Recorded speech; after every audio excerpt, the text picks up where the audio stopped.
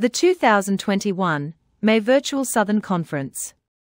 Junior Development Pathways with Julio Godreau. It's my pleasure to introduce Julio Godreau. He was a top player in the Caribbean and a Division I player in the United States. He's a USPTA Elite Pro, a PTR Master of Tennis, and a USTA High Performance Coach. He's coached numerous players to #1 rankings sectionally, as well as very high national rankings, and achieving Division I college scholarships, including being on NCAA championship teams. He's a frequent presenter, and he's a former USPTA Southern Pro of the Year. Right now, he's the director of junior tennis for USTA Texas. And I give you Julio Godreau. Thanks, Kevin. Yes, sir. It's pretty weird when you hear somebody just start calling out some of the stuff that you've done, and you start to go, really, that's me? So that's pretty cool. Thank you. I appreciate you. Very grateful to have the chance to speak here to my USPTA Southern family. I have been now removed from the section for almost 6 years and miss being in the section. I'm enjoying Texas, but certainly miss that brotherhood that we had in the Southern section. So thrilled when I got the call to have a chance to speak with you guys today and to perhaps bring some information to you. My objective today, as you're aware, there's been a change in the tournament competitive format that the USTA has or it's currently offering nationwide. And I am going to walk you through that system and hopefully either enhance your knowledge or bring some new knowledge that you were unaware of before. So let's get going here. The new 2021 National Competitive System. It is one common system for the entire country. It is one common ranking for the entire country, one common point chart for the entire country in all 17 sections, including national. As you know before, everything was segmented and separated. Everything now it's combined into one, which simplifies the whole process. From a pro's perspective, I think it's extremely beneficial because we don't have to, if by any chance we change jobs or we relocate, we don't have to relearn an entire new system. We already know everything there's to be known about it, since it's the same throughout the entire country. The last one here to consider is that now players are allowed to play anywhere in the US. As you know before, there were certain events players can play out of their section, but most of the events, players were limited to only playing within their geographical section area. So what is the new system called? Does it have a name? What do we know it as? The new system is called the Net Generation Tour. So key to remember that word, the tour part, and it'll be great if you can also remember the Net Generation part. And what is the Net Generation Tour? It's a 7-level system. If you're looking at it here in this graphic from left to right, you can see level 7 through level 1 at the very top, and then ITF juniors. Something interesting to perhaps consider, it's never in the past has the USTA come up with a competitive product that had such a graphic communication to the consumer for them to understand the progression and the pathway. And it never before included any of the graphics, really didn't include the pursuing beyond just national championships and going into that ITF junior segment. So it's fantastic, this new graphic that they provided us, because I think it makes our jobs a lot easier to be able to communicate to the consumer and get the consumer to understand how to move and progress through the system. If you see here in the top left on each one of these little tabs, you can see a bit of a circle with a color. And you can see that on the level 7, there's a green and a yellow. What that means is in the level 7 events, sections can select in the 12 and under age group if they want to play green ball, or if they want to play yellow ball, or if they want to play a hybrid of both. The rest of the way from level 6 to level 1, as you can see it, and then of course ITF, it's all yellow ball in the structure. The next area we move to, it's going to be to get a better understanding of these levels. So if you're looking here from left to right again, we go from level 7 all the way through level 1. So level 7, some of the things to be aware of. The sections themselves have an unlimited amount of level 7 events that they could sanction and run. The selection for the level 7 events, it's from the bottoms up. So it's very interesting because it allows players, it's going to select the players that have no ranking before it selects players that have a ranking, or it will select players with the lower ranking before it selects the higher ranked players. Another good thing to consider on the level 7, it's not really an entry-level event.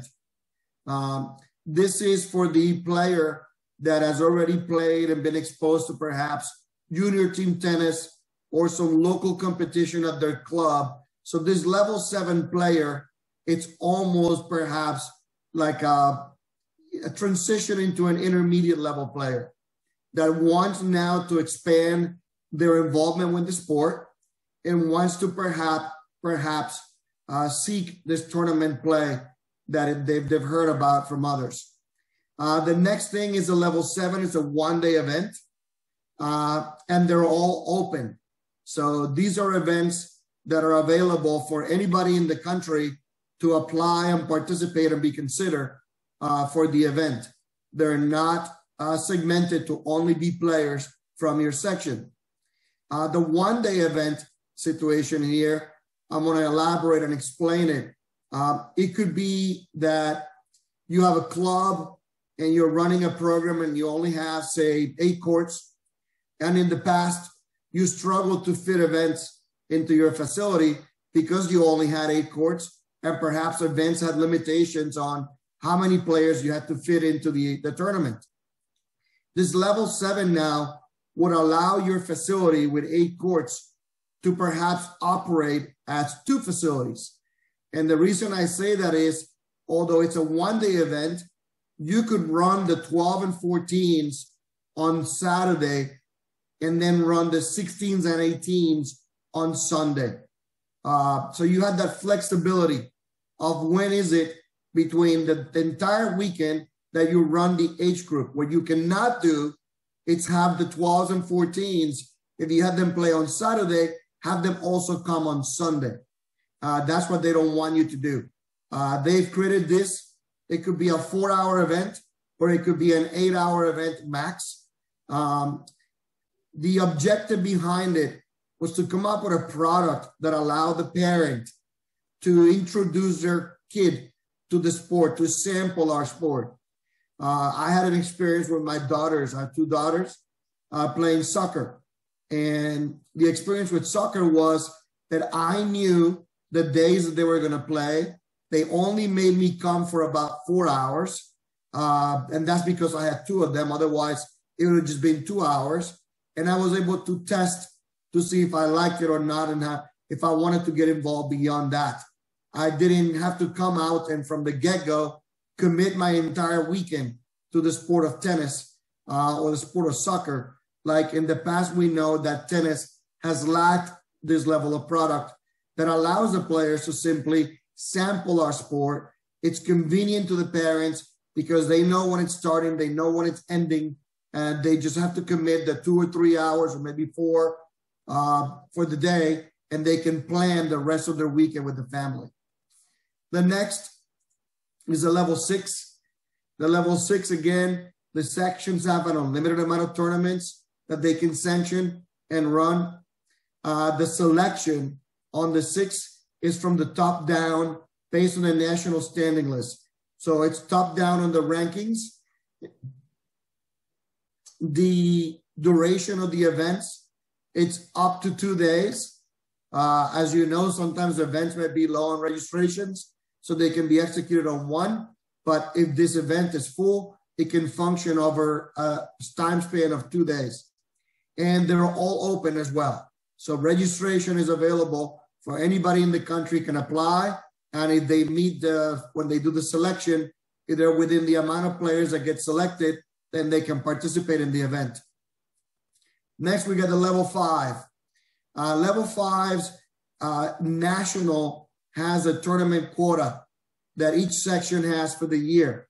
For example, I run here the USTA in Texas, and in Texas, my quota for level 5s, it's 36 events in the year. The selection for those events, like the level 6, it's also from the top down on the rankings. They can be from 2 to 3 days. I can tell you that in Texas, we selected to do them 2 days, so we avoid the possible conflict of the kids with school and the parents with work. And we're doing all of them are also open. So anybody in the country can apply and play in the events. The level 4 events, the tournament quota is the same for the entire country for every section. It's 8 tournaments. Everybody's got 8. The selection is from the top down. They last between 2 to 3 days. For us, this event takes 3 days. We try to, on the 3rd day, only play the main draw finals. That's our objective. And it's the distribution of the events is of those 8, 4 of them are closed to only the players that are claiming the section, in my case, the Texas sections, as a residency section, and 4 of them are open. So anybody in the country could apply and come play. Level 3 tournaments, tournament quota for us and everybody else in the country. It's 2 of them.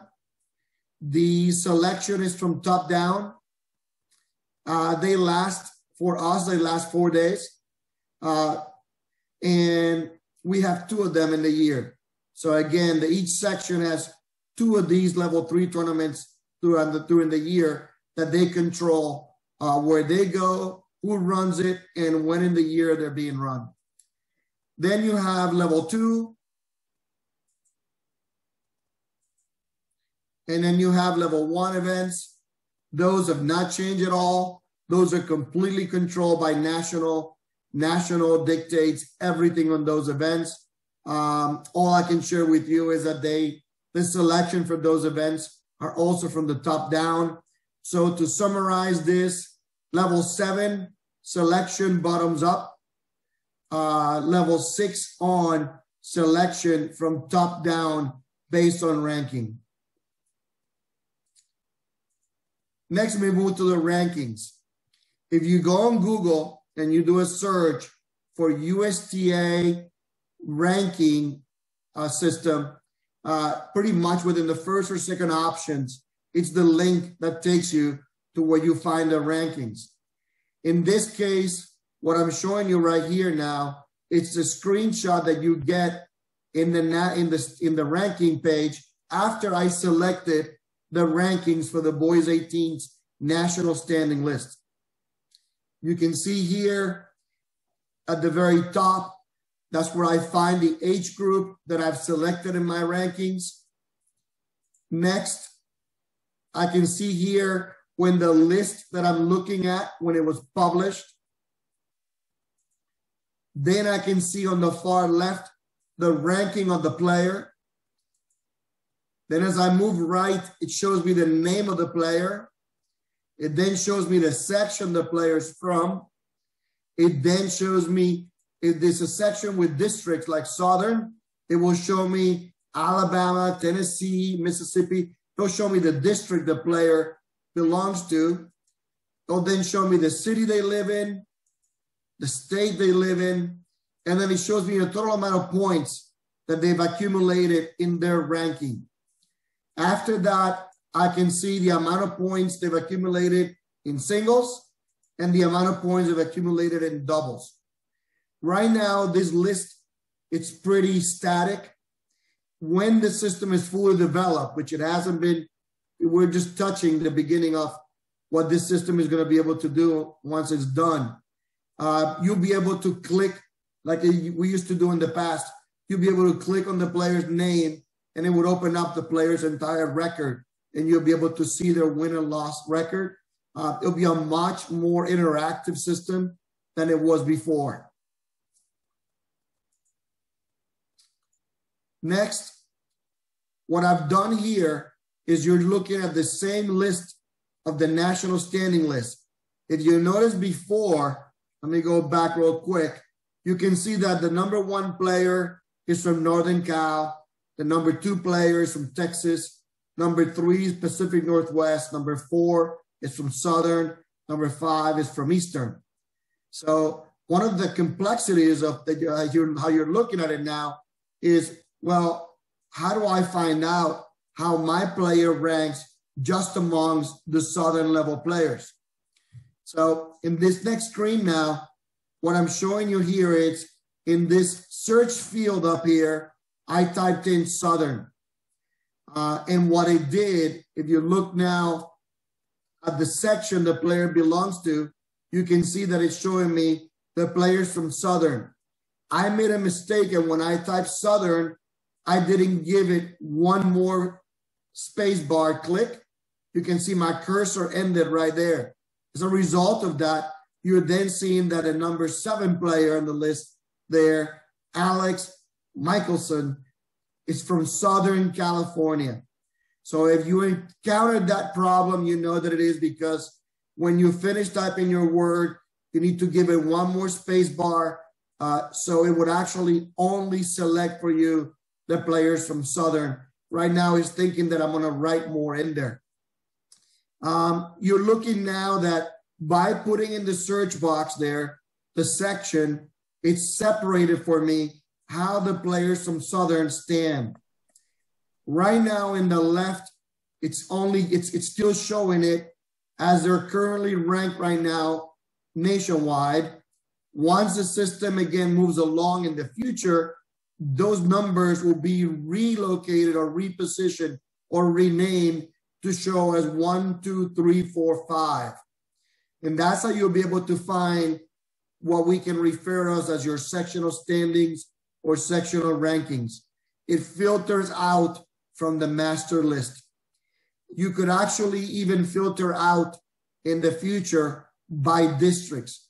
So I could have written in there Southern Alabama, and it would have taken out, separated, just to show me the players from Southern that live in Alabama. As you can see here, again, there is showing me the district the player belongs to. That's how it finds it. Next, the point chart. So when we look at the point chart now, as you can recall in the past, every section had their own chart.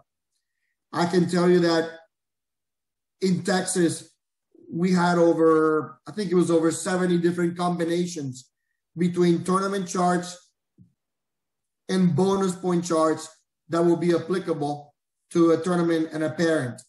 That made it very difficult and challenging for parents to navigate through it, and very difficult and challenging for us as tennis pros to navigate through it as well. So there's simplicity now to the system. When you go in, the first thing you're going to look for, it's the type of tournament. So this is the chart that applies if the tournament is running a feed-in championship through the quarterfinals. After I identify the type of tournament, I'm going to then look for the level of the tournament. So let's say my player played a level 4 FIC feed-in championship through quarters.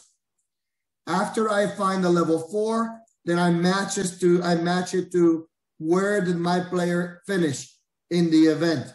My player finished 4th. They should be showing 270 points for that event. In this new system, as you're looking at the points and the rankings, something to consider is that the top 6 events, the highest 6 scoring events in a 12-month period are the ones that count and make up the player's ranking. Players can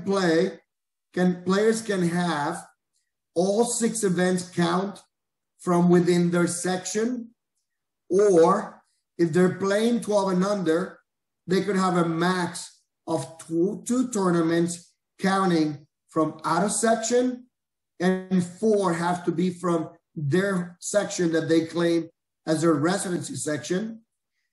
4 in the 14s through 18s, 14s, 16s, and 18s, the players could have 3 max out of section counting and 3 in section. That doesn't mean if you're in 12s that you can only play 2 tournaments in the year out of your section. You can play as many as you want. What it means is that out of all those events you played out of section, only 2 of them could count if they are your highest scoring tournaments. Next, as we know, this is what the country used to look like section-wise before. As we know, there were 17 sections, all segmented and somewhat separated. And when we looked at the objective of how they were trying to grow tennis, it was very independent section growth.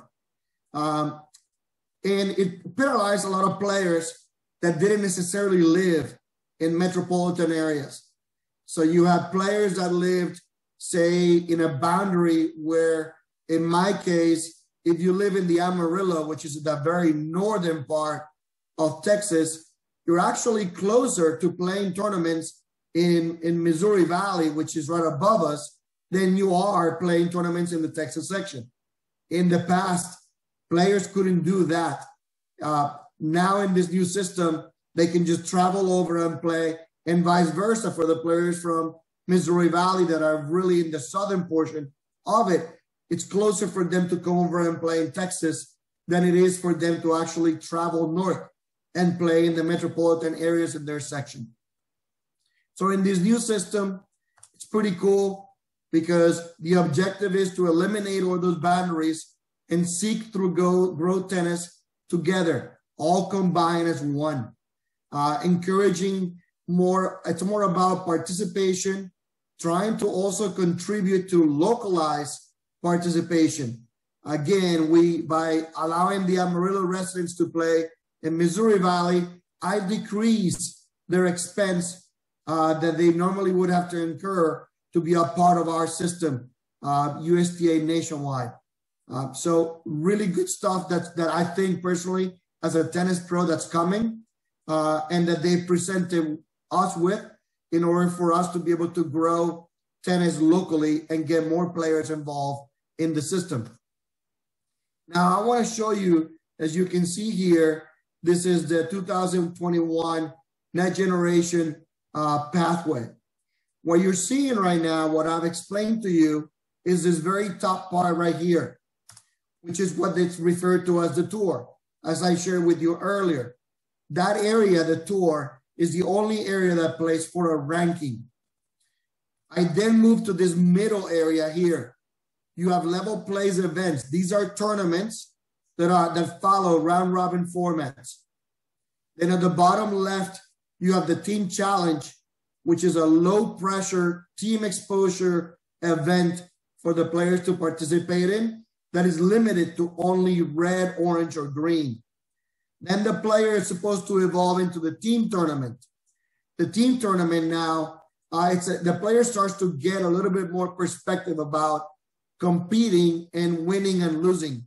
In the team challenge, winning and losing, it's completely overshadowed by the essence of just allowing the player to participate and experience. So as well as not only the player, but the parent. The team tournament now, the player is a part of a team that is competing in a tournament. So they start to, as a team, as a group, not isolating players individually, they start to get exposed to, I win, I move this way on a draw, I lose, I move this way on a draw, and here's what happens. But again, it is somewhat softened the blow of not winning, the not winning experience that we know players at this entry level, this is the beginner player, don't like to have to face or deal with. They're not dealing with that on their own. You can see that team tournament, it's orange, green, and yellow. Then it evolves and moves to the right, which you can see it right now. It says Team League. I can tell you that that's a placeholder name for the new product. They're working on revamping what we know as junior team tennis. They're seeking to improve the quality of that product. As we all know, it's got flaws. I'm not going to sit here and tell you that it doesn't. We all know it does, and it needs some improvement. It's been stagnant for quite a few years now. So they're seeking to acknowledge that it needs to be new, it needs to be changed, and perhaps formats and involvement needs to move in a different direction. In the team league now, the team challenge, if you go back to the left, it's about a 2 to 4 hour event. In the team tournament, it's about a 4 to 8 hour event. A team league now, you're starting to ask the player to make a commitment for a certain amount of weeks that they're going to show up and play and be a part of and participate. As you move then from those three up to where it says level-based play events, the player now goes from being exposed to the game as part of a team to being exposed to the game individually. This is the first stage in which the player signs up and they play and compete on their own against an opponent, and they navigate through a tournament. The objective of these events, though, is for them to be non-elimination, so you guarantee the players X amount of matches. It becomes something that is very time-controlled, so the parents know when it's starting and when it's ending. And then you can see how that connects with the tour at the top. This middle area here that I just shared with you does not involve rankings. It's all going to be focused on ratings, and it's going to be called the Net Generation Circuit. So you have the tour at the top for rankings and for points, and you have the circuit at the bottom, simply playing for ratings and involvement. At the very bottom, you then see 3 programs or 3 ways that have been identified as ways in which we get the player to become aware of the sport and get engaged. The first one to the left is Intro to Tennis, and that's an entire curriculum that's provided, that has been created by National, and it's provided to parks and recs, departments. It's not really centered necessarily for the experienced certified teaching pro to utilize it, but it's providing some guidance to community volunteers to get involved and introduce the players to the game. Next in the middle, you see school programs. These school programs are either during school or after school. And now this is something new. They cover from kindergarten all the way to 12th grade.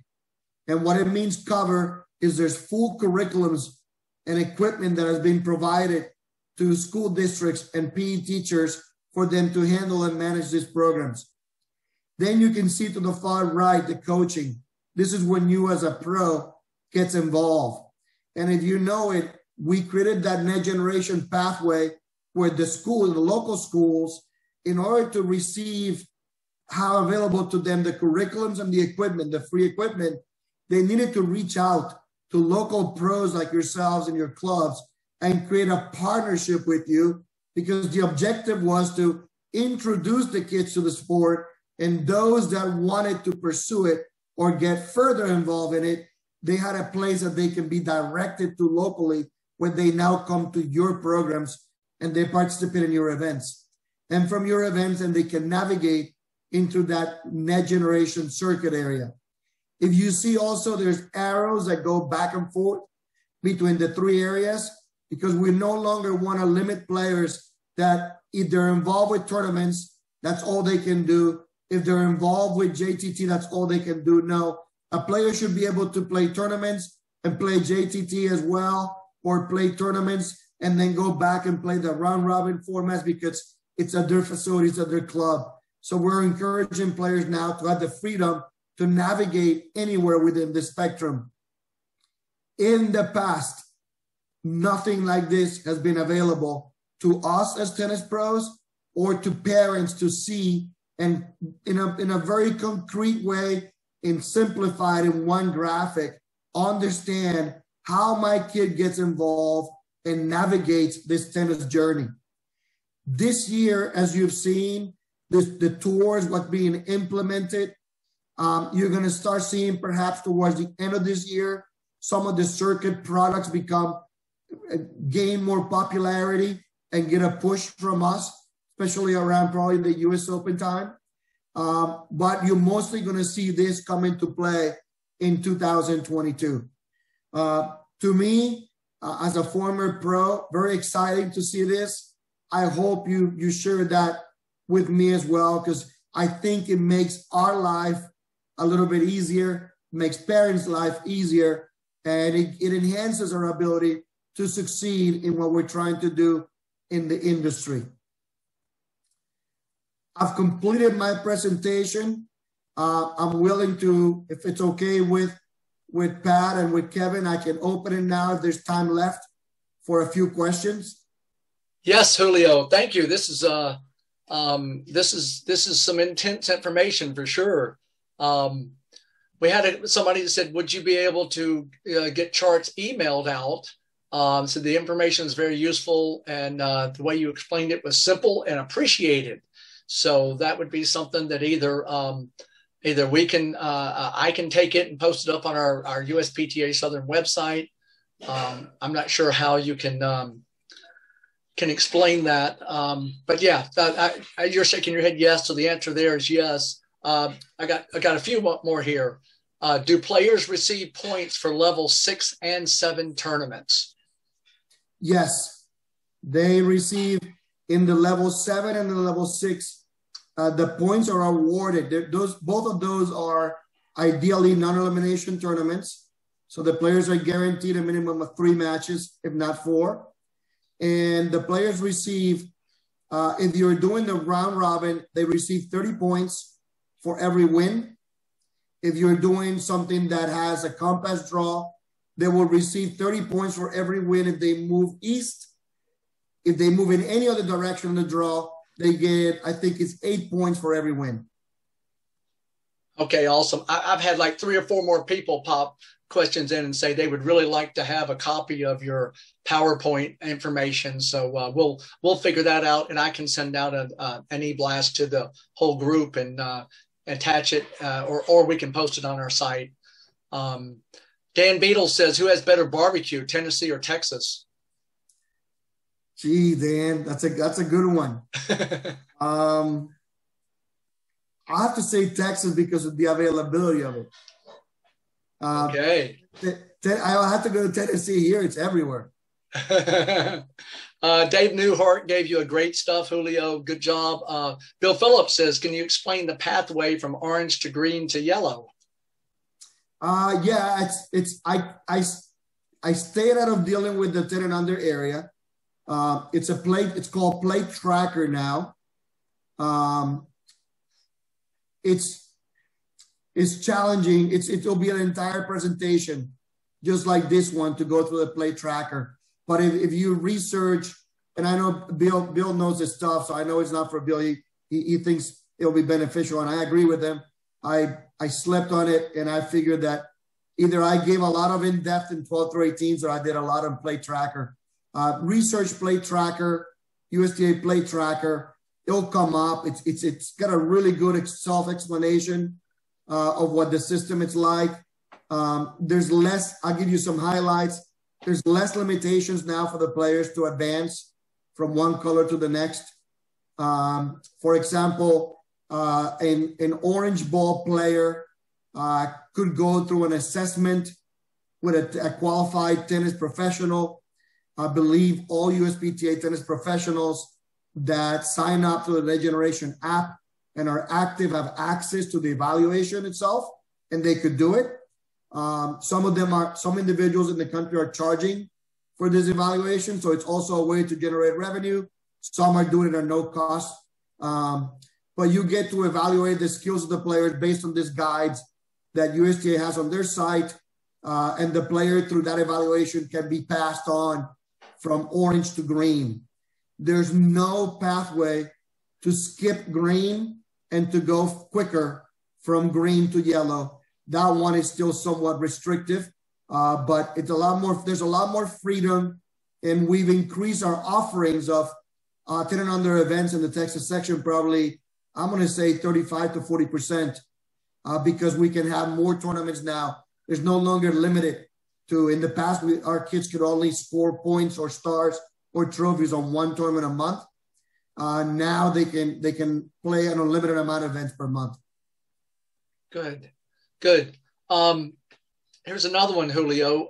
Do kids receive points for non-advancing JTT and the junior circuit program?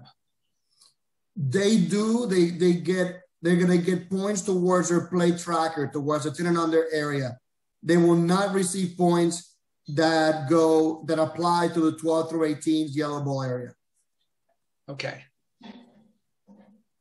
That is what we've got at this point, Julio. I think more people are saying, boy, they wish there was some sort of a video that would explain it, all the details in depth. It said this would be a great thing to have out from, of course, you've kind of done it, but this would be a great piece to have for everybody to reference to. So this will be posted for the next 2 weeks on this site, and then we'll ultimately have it posted up on our USPTA Southern YouTube channel just for information, so people can refer to it there. Is there another place that people go for this information at this point in time? We don't want them all calling you at this point. No, I mean, I will send you the PowerPoint slides so you can share with everybody. Awesome. You guys have it here. You're going to make it available. I don't want to make it available on my own somewhere and then have it conflict with the attendance situation to the conference. Yeah, that's good. And I mean, another person or two has written in and said, yeah, this was a great overview, but it's not a true training of the whole system. But you have definitely given us the roadmap, and that's what it was supposed to be, the pathway of what this is, but not, I'm sure you could have taken 2 more hours and gone to the depth of all of this. Yes. And I'll share with everybody right now, again, the system, there was not going to be an easy transition from what we had before. The system that we had before, Tennis Link, was a 30-year animal that was completely outdated, technology, software, storage, everything. So when you try to take something that's outdated from 30 years ago technology to get it to migrate, communicate, and talk with something that's new in today's technology, it was not going to be an easy way to do so. So there's been a lot of issues, but I can tell you that the developers of this new technology are working hard. They're very good at what they do, and they are moving along fairly quickly to resolve and fix all these issues. Awesome. Last thing, and then the system that we're running here, Coach's Clinic, he popped in and left me a note that said he can attach your PowerPoint to the online video that's going to be hosted for the next 2 to 3 weeks, and people can come back on and get it from there. So one way or the other, we'll make sure they get this information. We are out of time, Julio. This was awesome. Thanks again, Pat, and thanks again, everybody who attended.